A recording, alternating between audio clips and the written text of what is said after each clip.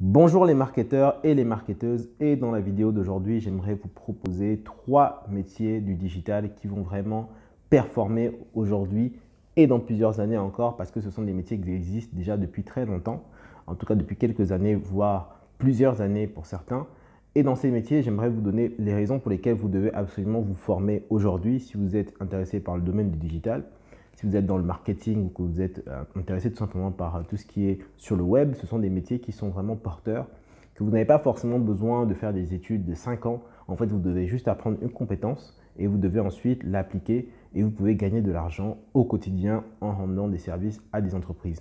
Donc ces 3 métiers, je vous en parle tout de suite après l'introduction.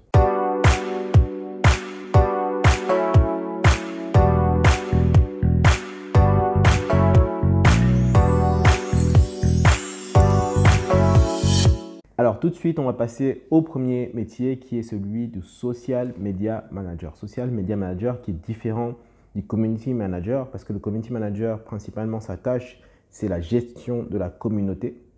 Et le Social Media Manager, lui, c'est vraiment celui qui va se charger un stade au-dessus de pouvoir concevoir les produits ou services à disposition de l'entreprise pour sa communauté. Donc c'est vraiment celui qui est un peu au-dessus, qui crée en fait tous les concepts ou qui va créer en fait toutes les différents jeux concours que le gestionnaire, en fait, donc du coup le community manager va se charger de faire de manière opérationnelle. Toute la création en fait des clés de tous les systèmes que l'entreprise va mettre en place, ce sera le social media manager.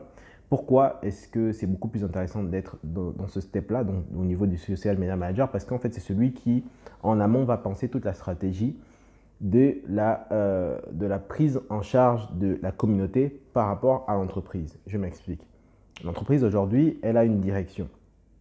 La plupart du temps, les gens ne voient que le métier de community manager parce que tout ce qu'ils veulent faire, c'est de la gestion de la communauté. Mais la plupart du temps aussi, c'est qu'on se rend bien compte en fonction du contexte de chacun, bien évidemment. Si vous êtes une grosse entreprise et que vous avez déjà des réseaux sociaux énormes avec énormément d'abonnés, évidemment, la plupart du temps, vous avez déjà une ligne éditoriale. Mais ce n'est pas le cas de tout le monde et j'aimerais justement parler des entreprises qui n'ont pas de ligne éditoriale et qui n'ont pas suffisamment d'abonnés. Aujourd'hui, c'est la possibilité d'utiliser un social media manager. Pourquoi? Parce que le social media manager va proposer des services de vos produits et de vos services à destination de vos abonnés, ce qui va faire en sorte que les différents posts et contenus que vous allez mettre en avant seront vraiment target par rapport aux besoins de votre audience, ce qui va faire en sorte que ça va générer la plupart du temps beaucoup plus d'interactions que simplement faire des posts de manière très basique comme on pourrait le faire, comme pourrait le faire en fait n'importe qui gère juste un compte sur les réseaux sociaux. C'est vraiment important d'avoir cette notion de contenu stratégique en marketing pour pouvoir intéresser en fait ses abonnés et pouvoir générer en fait des interactions qui vont faire en sorte que l'algorithme vous positionne sur justement des hashtags, etc. Je ne vais pas rentrer trop deep dans les stratégies, mais c'est pour une manière de vous faire un peu la différence entre les deux. Parce que le community manager, bien que voilà, je ne veux pas réduire le rôle du community manager parce qu'il fait déjà un boulot exceptionnel, ce qui va être vraiment différenciant, c'est que le community manager va avoir du mal à faire grandir la communauté parce que la plupart du temps, le community manager ne se base pas sur des stratégies d'acquisition, mais il se base sur des stratégies de fidélisation. Ce qui fait que, en fait, le community manager, lui, il est là pour vraiment gérer le flux en continu et le social media manager, je vais y arriver, est là pour acquérir de nouveaux clients, de nouveaux abonnés, de nouveaux… voilà, il va vraiment faire en sorte que toute la stratégie de l'entreprise se reflète sur celle de la communauté des réseaux sociaux. Donc, si c'est une compétence qui vous intéresse, je vous invite vraiment à vous perfectionner sur le rôle du social media manager qui est beaucoup plus complet en fait que celui du community manager. Deuxième métier dans le digital qui sera vraiment intéressant pour vous, je pense que ce sera celui du copywriter. Copywriter, encore une fois, c'est un terme qui est un peu voilà, biaisé parce qu'il y a énormément de gens qui pensent que en fait, copyright, c'est juste le petit C qu'il y a sur les différentes étiquettes des produits qu'on achète, mais en fait, ça n'a rien à voir du tout. Parce que copywriter, c'est un métier qui consiste en fait à écrire, tout simplement. Donc, copyright, c'est le fait d'écrire pour persuader à vendre. C'est vraiment la définition la plus simple que je peux vous donner, c'est le fait d'écrire en fait des textes de vente pour pouvoir en fait transformer un visiteur en potentiel client. Et là, on est vraiment dans le domaine du web, c'est-à-dire c'est vraiment être associé directement au site internet. On parle généralement pas de copywriter lorsqu'on parle de réseaux sociaux, ce sera vraiment principalement pour le web et principalement donc du coup sur un site internet. Et l'exemple le plus concret que je peux vous donner pour que vous compreniez, c'est lorsque vous allez sur un site e-commerce, si vous allez sur une boutique, votre boutique préférée, pensez à votre boutique préférée de shopping dans laquelle vous allez, ça peut être Asos, ça peut être H&M, j'en sais rien, quelle est votre boutique préférée, et vous allez sur la description d'un produit, vous allez voir que votre produit sera mis en avant grâce à justement un descriptif dans lequel on va vous dresser les caractéristiques donc du produit, la taille, la couleur, etc.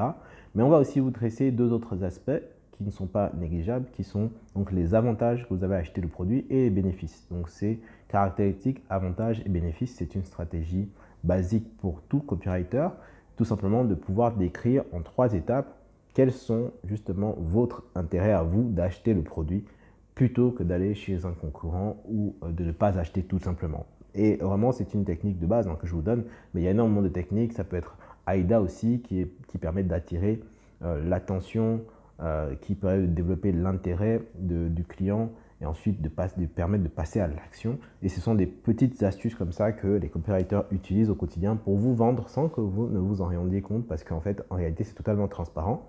Lorsque vous faites tout simplement vos achats, vous regardez juste les produits, vous utilisez les produits. Pour vous, c'est quelque chose d'inconscient la plupart du temps. Mais sachez que derrière ça, ce sont des professionnels qui écrivent en fait des textes persuasifs pour vous convaincre en fait de pouvoir acheter. Et ça, c'est tout simplement du marketing. Ce sont des métiers liés au marketing. Ce sont un peu des métiers de l'ombre parce que concrètement, vous ne les voyez pas.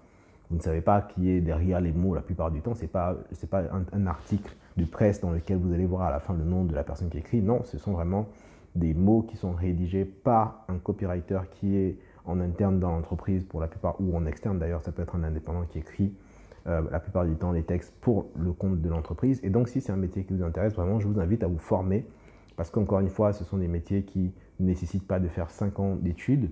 Il suffit juste d'apprendre cette compétence et ensuite de pouvoir la revaloriser auprès d'une entreprise qui en a besoin. Troisième et dernier métier, et pas des moindres, c'est celui du business developer. Business developer, alors je vais vraiment expliquer le terme business developer parce que ça peut être appliqué à plusieurs degrés. Moi, je vais expliquer le terme de business developer au sens stricto sensu du terme.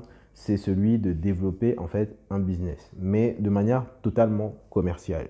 Pourquoi commercial? Parce que je pense que c'est un métier qui est vraiment très important aujourd'hui, mais que beaucoup ne savent pas comment l'appliquer. Concrètement, une entreprise, aujourd'hui, si vous êtes un businessman ou un entrepreneur, vous allez avoir souvent des difficultés à développer votre business parce que vous n'avez peut-être pas la fibre commerciale. Sachez qu'il y a des gens qui sont spécialisés là-dedans.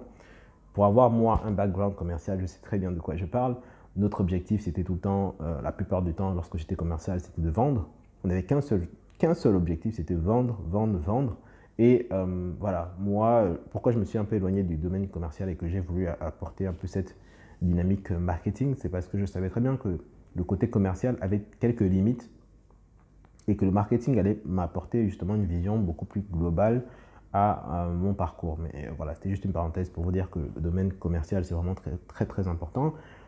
Toute entreprise a besoin de commerce, a besoin de vendre pour pouvoir vivre. C'est le fondement, c'est la base. Donc, si vous n'avez pas aujourd'hui de stratégie commerciale, ça va être difficile pour vous de développer votre business parce que vous n'arrivez pas à vendre, tout simplement. Vous pouvez avoir 1, 2, 3 clients un mois et puis le mois d'après, vous avez 0 client. Ça, c'est parce que vous n'avez pas de stratégie commerciale. Et l'objectif du business developer, c'est justement de trouver toujours des nouveaux marchés. Donc, acquérir de nouveaux clients, c'est son objectif. En plus de pouvoir fidéliser les clients que vous avez actuellement au sein de votre entreprise. Donc, si vous êtes un entrepreneur, votre objectif, évidemment, c'est de satisfaire vos clients avec vos produits ou services. Donc, ça, c'est quelque chose que vous devez maîtriser absolument. Ça, vous n'avez pas besoin de savoir comment vendre. Vous devez juste savoir que si vos produits desservent un besoin de votre client actuel, il faut absolument que vous soyez toujours au petit soin avec votre client pour pouvoir toujours le fidéliser, pour lui proposer de nouvelles offres, etc. Et ça, c'est différent du business developer. Le business developer, lui, il vous apporte toujours un flux constant de nouveaux clients. Et pourquoi je dis ça? Parce qu'en fait, le business developer aujourd'hui sur Internet, appliqué au digital, je dis bien appliqué au digital parce que le business developer, ça peut être de manière très physique, ça peut être un commercial sédentaire qui va se déplacer, itinérant, plutôt un commercial itinérant qui va se déplacer auprès du client, qui va faire peut-être du porte-à-porte pour vendre vos produits, etc. Ça, c'est vraiment de manière physique, mais appliqué au digital, parce que là, ce sont 3 métiers du digital. Ce sera quelqu'un qui va être sur la recherche de la prospection, emailing par exemple, en envoyant des mails au compte de l'entreprise, donc au compte de votre business, en envoyant des mails pour pouvoir prospecter sur des nouveaux marchés, sur des marchés potentiels, des personnes qui vont chercher tout simplement des parutions d'offres de marché, de personnes qui cherchent des compétences comme ce que vous avez besoin de proposer au sein de votre entreprise. Et le business developer va faire un tri, va faire de la prospection directe, envoyer des mails à des entreprises qui sont susceptibles d'être intéressantes pour votre business, etc., etc. Vous avez compris un peu l'idée, je ne vais pas développer davantage, mais voilà, ce sont les trois vraiment business potentiels aujourd'hui dans le digital qui, selon moi, sont vraiment très, très, très intéressantes à développer. Pour le côté business developer, vous n'avez pas forcément besoin d'avoir une fibre commerciale. Si vous êtes quelqu'un qui avait la capacité d'apprendre vraiment une compétence, vous pouvez vraiment apprendre quelque part juste les principes de base de comment est-ce que vous prospectez par mail. Et ensuite, il y a aussi le côté call. Comment est-ce que vous arrivez à vous présenter? Vous utilisez des scripts. Il y a énormément de modèles de scripts sur Internet sur lesquels vous pouvez les utiliser. Moi, au sein de notre agence, on utilise énormément de scripts aussi pour former nos stagiaires, pour les aider à comprendre comment est-ce qu'on vend au niveau du téléphone. Ce n'est pas très compliqué en réalité lorsque vous vous prêtez au jeu et que vous êtes vraiment dans la dynamique d'apprentissage. Et c'est la même chose pour les 3 métiers que je vous ai présentés aujourd'hui. Vraiment, si vous avez juste l'envie d'apprendre, vous allez pouvoir le faire sans problème. Donc voilà un peu pour la vidéo que je vais vous présenter. J'espère que ça vous a plu. N'hésitez pas à me laisser un commentaire, à vous abonner si ce n'est pas encore le cas. Et on se dit donc à la prochaine pour une autre vidéo. Ciao!